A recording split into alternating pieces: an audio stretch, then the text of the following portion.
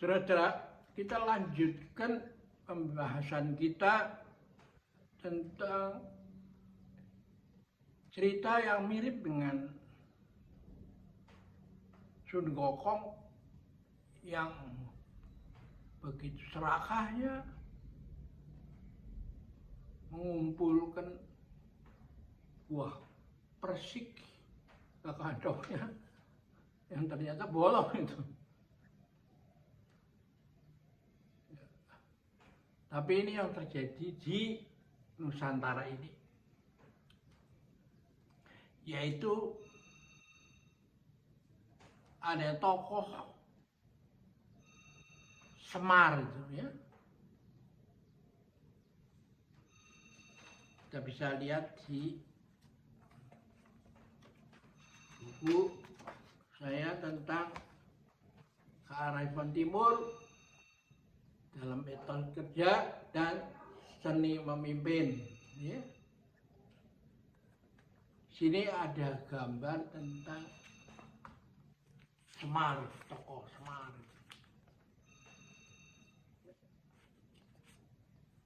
Tokoh ini adalah dewa sebenarnya.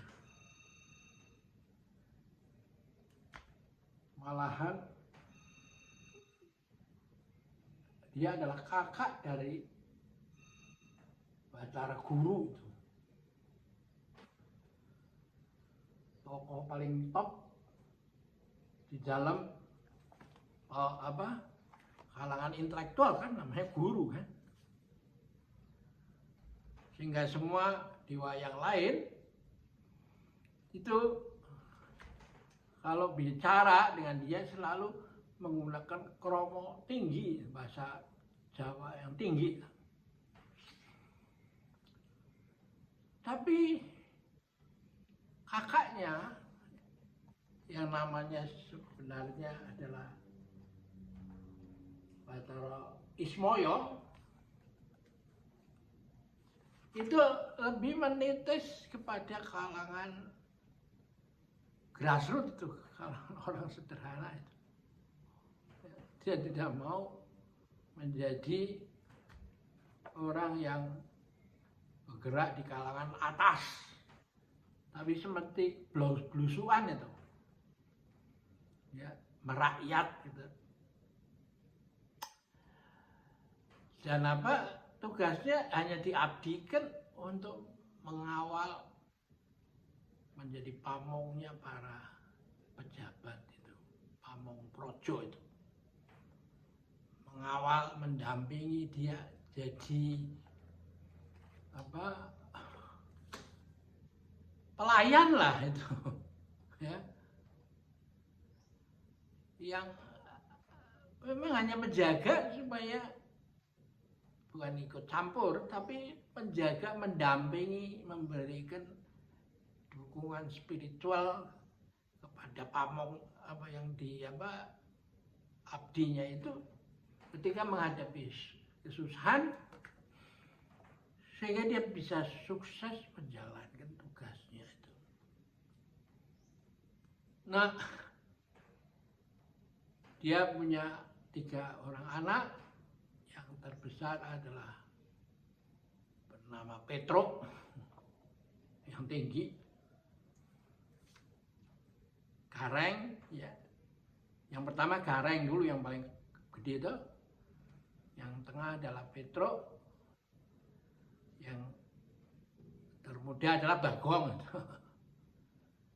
Ini agak beda bentuknya dengan yang mengawal Pendeta Tang dalam cerita Sun Gokong itu tuh. Dia dikawal oleh kuda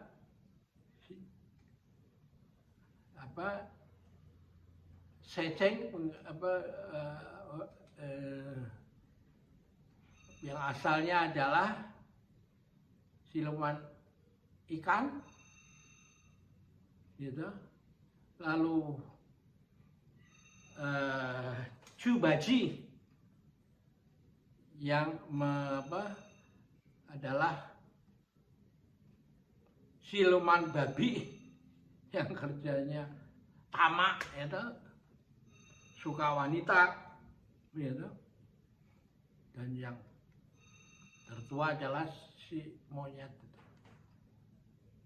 Peralihan antara atau manusia yang lebih tinggi sedikit tapi belum bisa pakai pencerahan itu, ilmunya nanggung itu, pintar sekali tapi kurang kearifan itu, Sun Gokong itu, ya kan?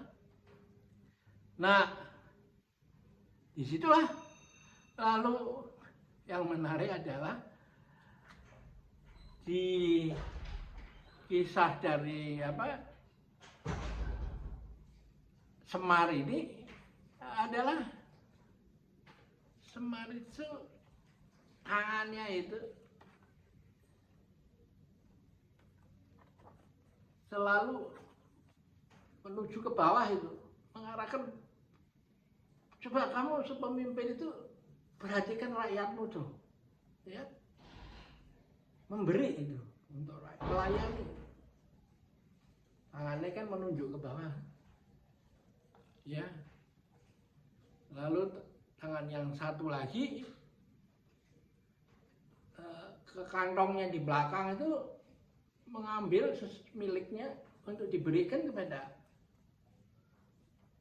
masyarakat, toh, rakyat, toh, melayani masyarakat.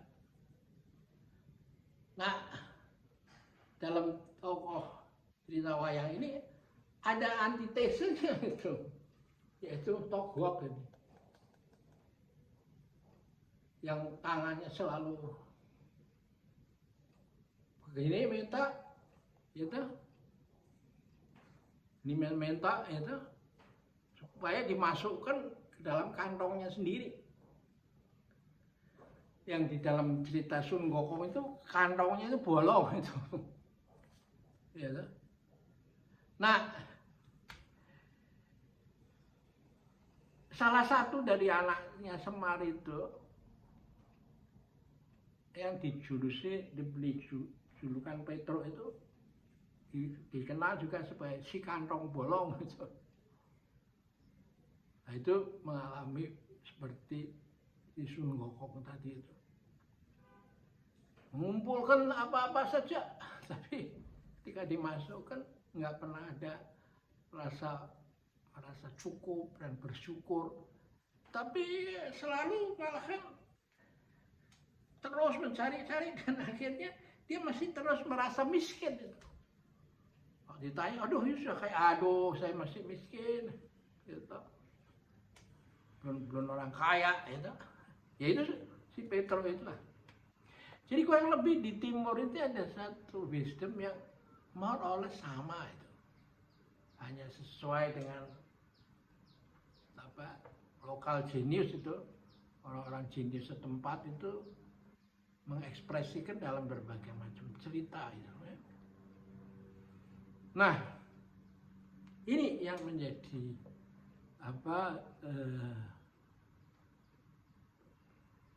model cerita yang sama terjadi di Nusantara ini. Nah, orang itu suatu ajaran yang paradoks itu, menjadi kaya dengan memberi itu.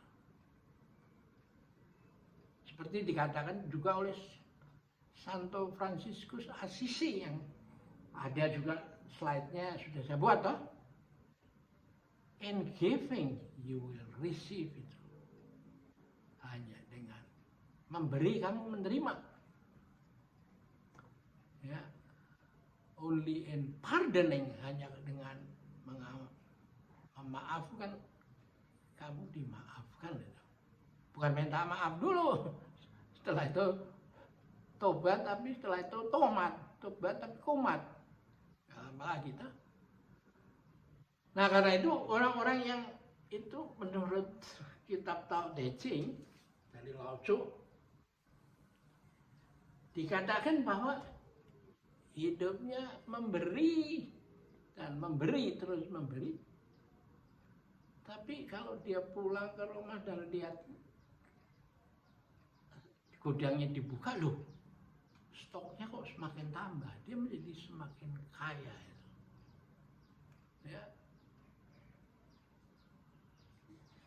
itu dikerjakan.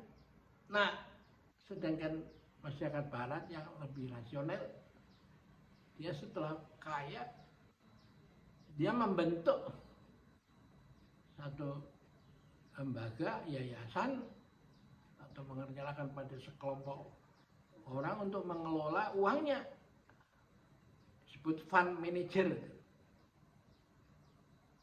Nah, dia itu yang mengelola uangnya itu, kekayaannya supaya terus bertambah gitu. Ya ada yang baik dan sumbangannya banyak, ya ada yang berbuat banyak.